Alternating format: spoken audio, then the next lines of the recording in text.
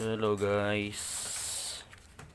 So yan, meron na tayo dito ang kinonvert na domino na handle switch.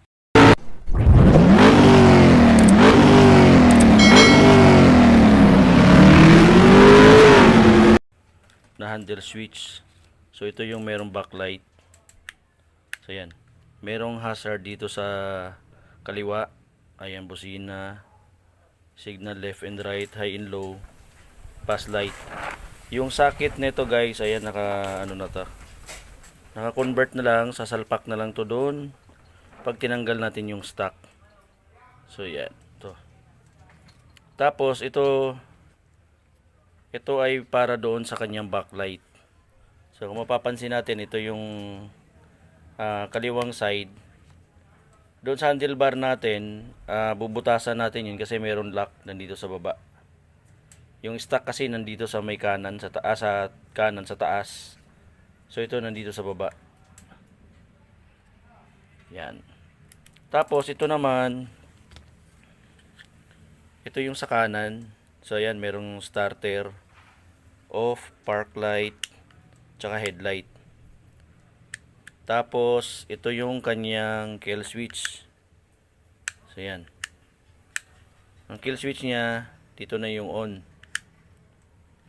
Tapos ito naman, ang gamit nito, kung halimbawa meron tayong auxiliary lights na single lang yung ilaw, pwedeng ito ang gagamitin natin. Yan. So yung socket niya naka-convert na rin, ayan. So ito yung dalawang wire.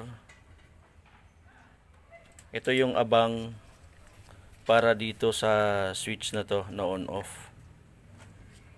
Tapos ito naman, salpak na lang din to doon sa socket ng stock. Tapos ito naman yung sa kanyang backlight. So ang gagawin lang nito, yung kaliwat kanan, yan, pagsasabayin lang natin ganyan. Tapos ito, pwede nating isabay doon sa park light. So usual naman sa park light nilalagay ito para may on off din siya. So ito, nakabang na. Tapos dito sa kanan naman, itong dalawang wire na to, ito yung parang papunta doon sa brake switch. So ayan. Idudugtong na lang to doon sa pinakasakit nung stock. So doon na lang idudugtong to. So yan.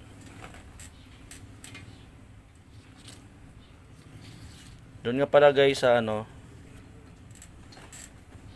ito sa mga lumang Gixxer, ito babawasan lang natin ng konti ito. Sa Gixxer naman na bago, yung mga 2020 hanggang 2023, pwede naman siya pero rewire lang. Tapos iba yung socket nung gamit.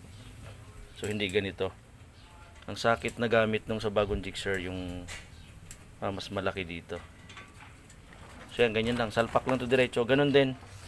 Magbubutas lang ng panibago dito sa kanan. Ayan. Yung hazard naman niya, wala ka ng connection na gagamitin.